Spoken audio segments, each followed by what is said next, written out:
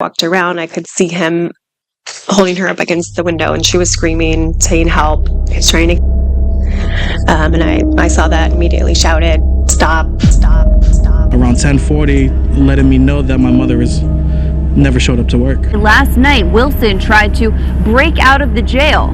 Dark serial killer eyes, where there's nothing to reason with. It's a black hole. You're saying words, you're trying to evoke emotion in somebody, and there's nothing behind those eyes.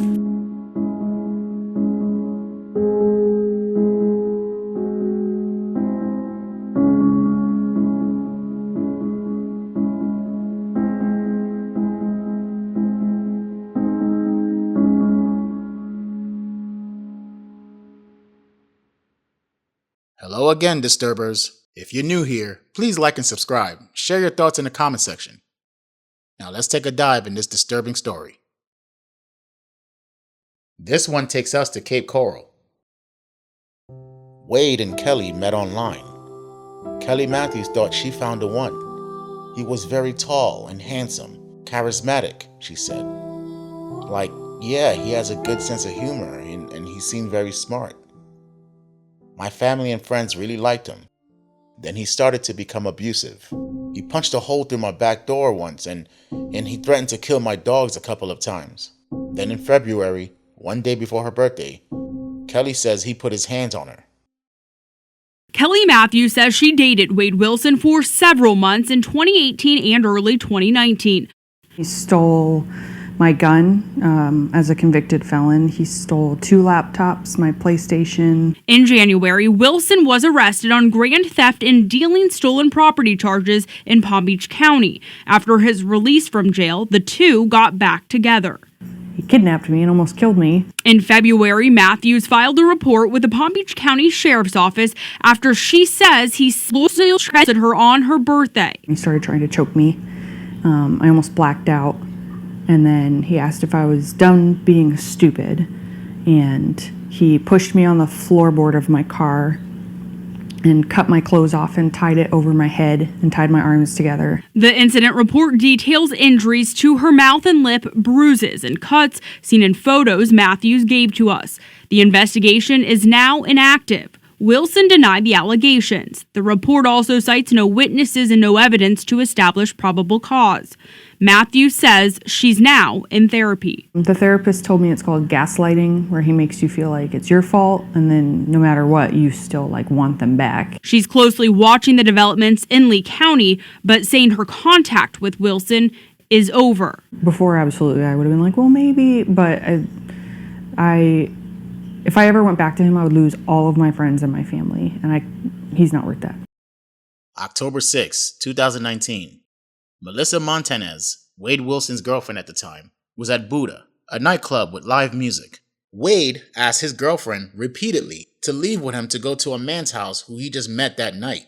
That's totally not weird at all, and as anyone would expect, she said no, because she was not comfortable going to a stranger's home. Wilson had possession of her car keys and would not give it to her. Melissa left. At that same club, Stephanie Johnson and her friend Christine Melton were hanging out, enjoying their night, having a few drinks, hopping from one section of the bar to another, socializing, dancing to the live band. You know, getting lit. Earlier that night, they took an Uber because they already knew they were going to get drunk by the time they get out. Towards the end of their fun visit, they both were making their way to the upstairs bar when Stephanie was abruptly approached by Wade. He asked, "Hey, who's your friend?" and gestured towards Christine, clearly showing a strong interest. Stephanie didn't really think much of it, and she pulled her friend Christine to introduce her to Wade. According to Stephanie, he seemed friendly and charming, showing no concerning or threatening behaviors. Christine thought he was very handsome. Wade was going by the name JR and also introduced the two ladies to his friend, Jason. At around 2 a.m., when the bar was closing, Wade, aka JR, Stephanie, Christine, and Jason were talking outside, making jokes, until they made a decision to get a ride from the two men. And Jason drives them to his house. When they entered, they came across Jason's mom, who wasn't really pleased with her son bringing strangers into her home. They made small talk and little jokes to show the mom that they mean no harm. Shortly after, Wade and Christine proceeded into one of the bedrooms, where they would have sex. Stephanie and Jason were outside talking. Periodically, Wade and Christine would come out and join them outside to talk. According to Stephanie, they both seemed joyful. Nothing seemed to alarm anyone. The night was going well. Now, here's where things get kinda strange. Wade tells the ladies, hey, we should leave. This guy Jason doesn't want us here anymore. And Stephanie then realizes these two guys may not even be friends. They don't even know each other. When they walked out into the driveway, they were expecting Jason to hop in the car and take them home. But Wade hopped in the driver's seat, which makes this night a little more bizarre. The two ladies and Wade get in the car, and he starts the Hellcat. But Wade has trouble putting the stick shift vehicle in reverse. Out of frustration, he revs the engine over and over, causing disturbance in the neighborhood in a very late night.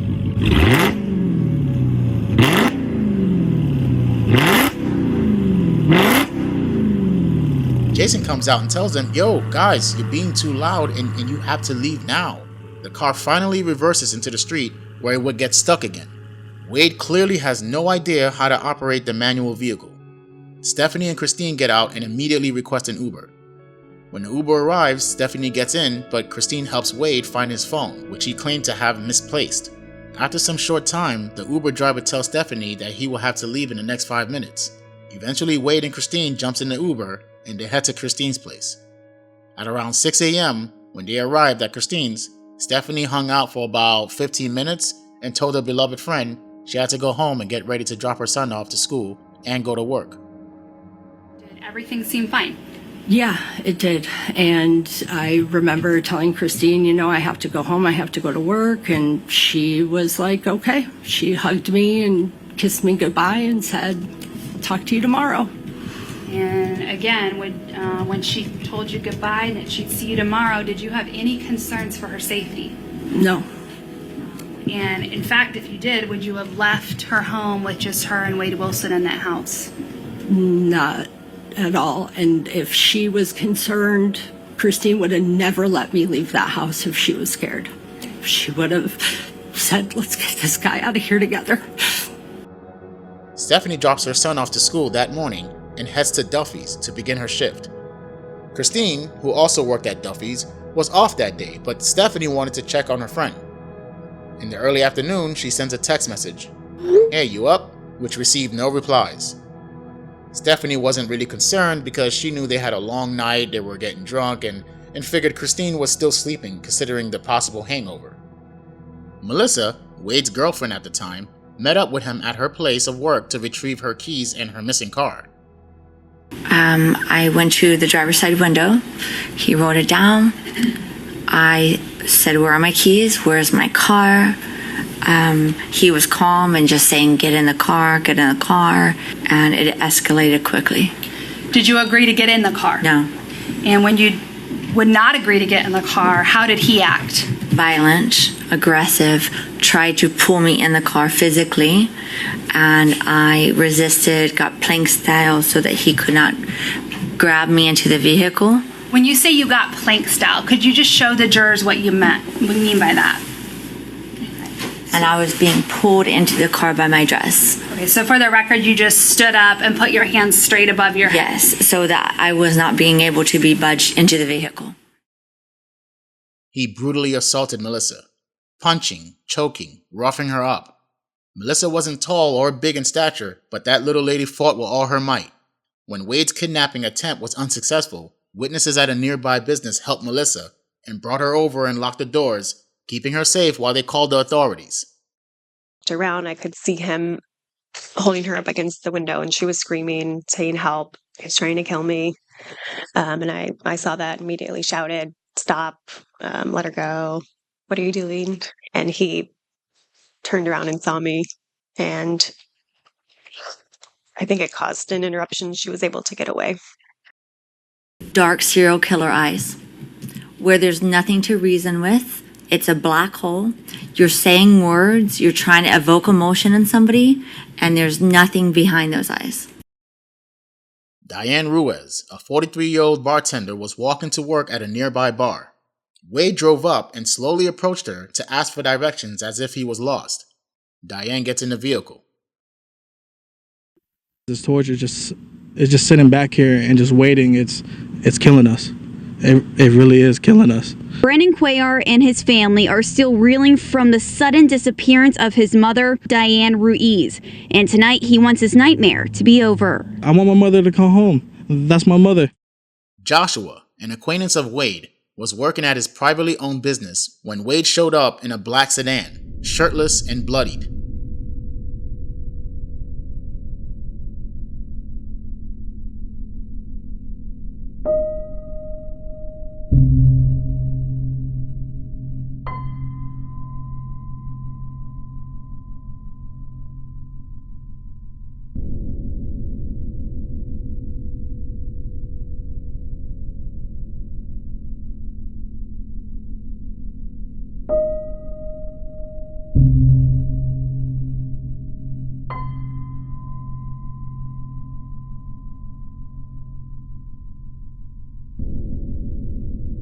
A frantic Wade told Joshua that he needed a plane or a bus ticket or money, to which Joshua replied, "Hey man, I can't help you." Joshua said Wade made some disturbing confessions. He told Joshua, "You don't understand. I killed people last night. He killed people and he rolled up someone in a carpet or bedding or whatever it was," Joshua said. When Wilson left, Joshua called 911 to report what he just witnessed. 911, what is your emergency?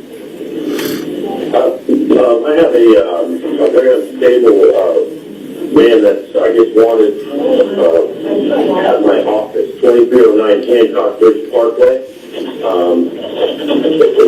He's got tattoos, he's shirtless, he's killed some people, and he just hurt a girl. 2309 Hancock Bridge Parkway. Okay. What is the phone number you're calling from? Okay, what is your name? Josh. W-K-I-T-S-T-H. Okay, tell me exactly what happened. The gentleman's name is Wade something. I have no idea. I went back to my office, my business there, and he was there. He was a cordial friend of a friend associate. Just did something bad, I guess. Was running from somebody, but I need to get him out of my place. And he's saying he's done all these crazy things just from somebody and has a stolen car there. It's very odd. Very, very odd. All right, one moment while I put this information. Wade Wilson vanished before the police arrived. Roughly 3 hours later, Tim McCormick of the Fort Myers Police Department confronted Wade. McCormick noticed his strange behavior. After a short back and forth and refusal to comply, Wade took off. "Give me the keys to the car." "Anywhere. Hey." According to Officer McCormick, he didn't want to pursue him because it was rush hour and didn't want to put other lives at risk for a possible misdemeanor call. Stephanie Johnson clocked out of work. She called to check on Christine. Still not too concerned, but made contact with Christine's cousin Samantha, who was also a close friend, to ask of her whereabouts. Samantha didn't make any contact with her cousin all day, so she had no idea.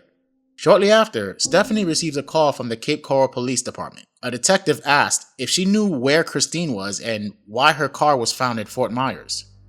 It was then the panic began. Stephanie, Samantha and her husband, and other loved ones made their way to Christine's home. They arrived at a site no loved one wanted to even imagine. A home wrapped in caution tapes and police officers. Christine's vehicle still missing from the driveway. After waiting for some time, they decided to wait on more information at Christine's mother's house, which was right down the street. A detective later paid them a visit.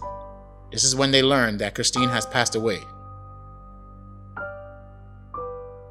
Earlier, when police called Stephanie, they were sent out to do a wellness check. Police had to force their way in. Less than a minute in the house, they discovered a bundle of bedding in the hallway. They saw Christine's leg tattoo, and when they checked for a pulse, police said she was cold to the touch.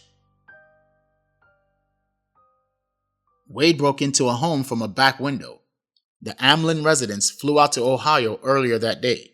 After Wade broke into the house, he decided to make himself at home, relaxing, drinking White Claws, eating their food, wearing their clothes. And at that house, Wade decided to call his father, Stephen, and confess to the heinous crimes, telling his father he met a girl at a bar and they went back to her house and fell asleep. And he went into more horrific details. Here's a clip of the father's testimony, but I warn you, it is disturbing. Viewers' discretion is advised. He just said he met a girl at a bar. They went back to her house, hung out for a little bit, and then she fell asleep. What did he say happened after she fell asleep? He said he got on top of her and choked her. What name did he call her? Did he refer to her in a derogatory term? He said, I choked that bitch. Okay. And what did he say he did after he choked her? He said he stayed in the house for a little while, and then he rolled her up and was going to try to put her in her trunk, but he couldn't lift her. Did he say why he was unable to put her in her trunk? He said that he felt like rigor mortis had started to set in. And does rigor mortis make your body stiff? You didn't know? I think so. Yeah. So he just told you that was the reason that he couldn't lift her and get her into her trunk? Yes, ma'am. And when he said her trunk, it was the trunk of her car he was going to put her in? Yes, ma'am. So what did he tell you he did when he couldn't get her body into her own trunk? He left her there and took her car. What did he say about the second girl? He said he saw her walking down the street and stopped and asked her for directions. And she got in the car with him. What did he say happened once she got in the car with him? He said he reached over and choked her. And did he tell you that he choked her while he was driving? Yes, ma'am. Now, what did he say happened after he choked her? He said he was looking for a place to put her body. Did he find a place where he eventually dumped her body? Yes, ma'am. What did he tell you about the situation when he got to the place where he was going to dump her body? He said that he pulled her out of the car and realized that she was still breathing. So what did he tell you he did when he realized she's still breathing? He said he got back in the car and ran her over until she looked like spaghetti. As he's telling you all these things, what's his demeanor as he's telling you? He was excited. I don't know if this idiot thought his father would be proud of him for that or thought he would keep a secret. I don't know, but he asked his father for an Uber to get out of town. His father, Stephen, tells him he'll send an Uber, but he needs the address of the home that he just broke into. His father then passes the information to authorities. An Amlin family member received a call from authorities, informing them that there's a possible dangerous suspect in their home, asking them if they were expecting anyone to be at their house. Are there any weapons in the house? Terrified but cooperative, she told the police she was not expecting anyone there. The house is supposed to be empty. That's when police got on the megaphone to let Wade know that the house is surrounded. He gets out with his hands up and he's finally caught and arrested. October 10, 2019. Diane's body was found in a field behind Sam's Club. Police found blood in a stolen vehicle that belonged to Diane. Today, hundreds of people came out to remember Diane Ruiz, a life taken way too soon. This has a major effect on all of us, but we are here to celebrate her life and move forward, and we are very blessed to have known her. Diane's son says his mother lived for her family and was a dear friend to so many. Today, it was evident. You felt like you knew her for years and years, even though it's not that long, but it feels like it's been forever. When you're part of the Moose Lodge, you're family. Many people shared their memories of Diane bartending throughout the years. If there was one thing that people mentioned the most, it was her radiant personality. She was just a very special, kind person, and I just loved her smile. As co-workers laid white roses over her memorial, the administrator of the Moose Lodge, Jerry Stover, reminds us that in life or death, once a member, always a member. Somebody like that's never forgotten. We'll have many times where we'll have laughs and we'll have tears, but we'll remember that person that we lost here.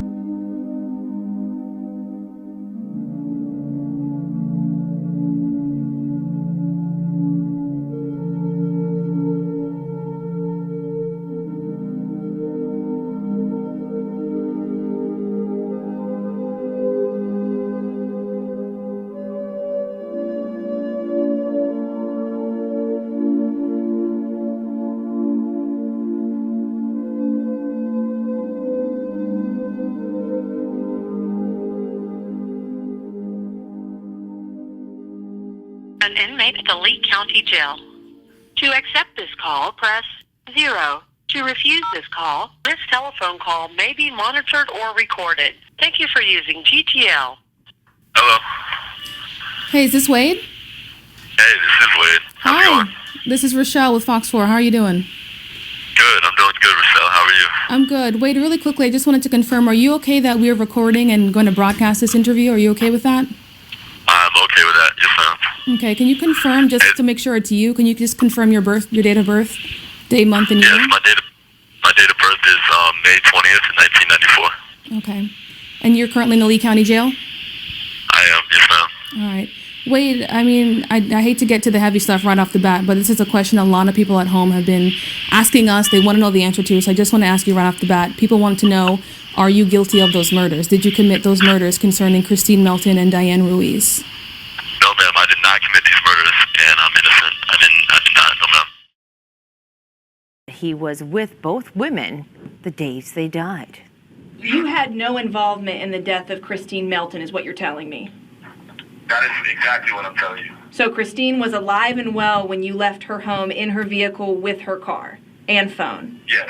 Diane leaves your car that you took from Christine alive and well. You had nothing to do with the death of Diane Ruiz. Correct. No, I did not. Do you find it at all strange, though, that the two women you had interactions with in less than 24 hours both ended up dying in very bad ways? I agree that their deaths are tragic and sad, but do I find it strange? No, I do not, because I know what I have done and what I have not done. Now, this Nazi bootleg Joker, of course, maintained his innocence. I mean, come on. He drove one of the victims' vehicle, and the other victim just happened to end up in the same vehicle. Two women you happen to communicate and come within inches of are dead and missing within a matter of hours. You show up bloody to an acquaintance's place of work with the borrowed vehicle belonging to the victim. Your dad just accurately guessed the details of your bloody actions. I mean, like, what are the odds? You either did it or you have the absolute worst series of bad luck. In 2020, he and his partner made a poor attempt to escape jail. Less than a year later, he faces new charges. Deputies say last night Wilson tried to break out of the jail through a window. Last night, Wade Wilson, who faces 2 first-degree murder charges, and his cellmate Joseph Katz tried to pull a get-out-of-jail-free card. The window in particular in question, they started to remove some of the weather stripping, okay, and they started to work on that window with a couple of bolts. You can see the damage in the bottom right corner. This just proves that he's not a good person. Lee County Sheriff Carmine Marcino says the men plan to use a window as their escape route. The sheriff calling it a failed attempt from the start. There was no way to get through that window physically, even if it was open, okay?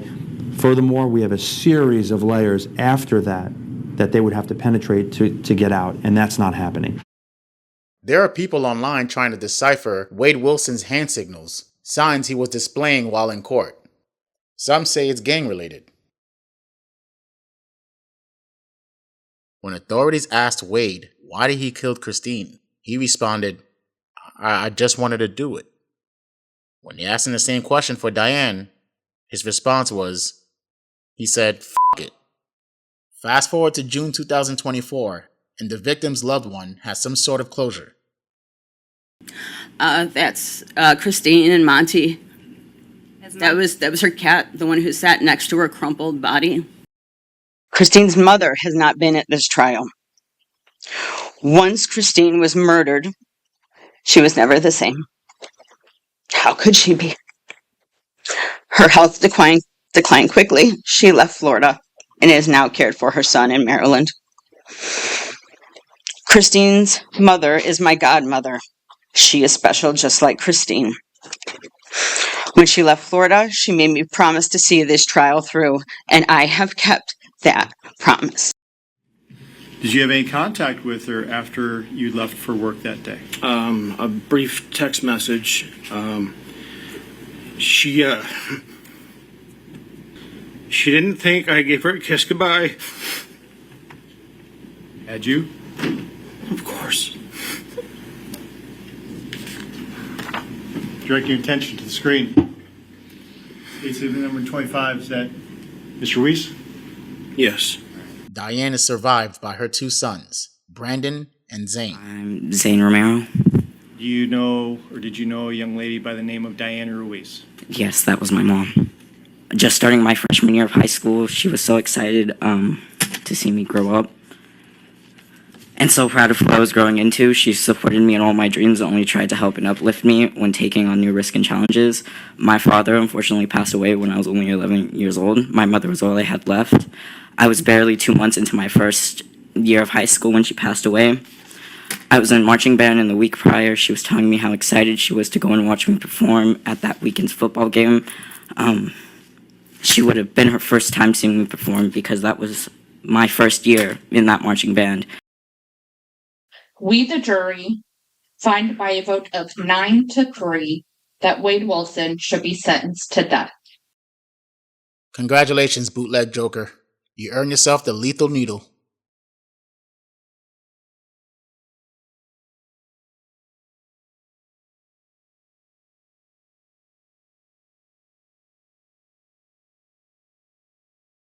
Thank you for watching Disturbed is the Word. And like I always say, please be safe.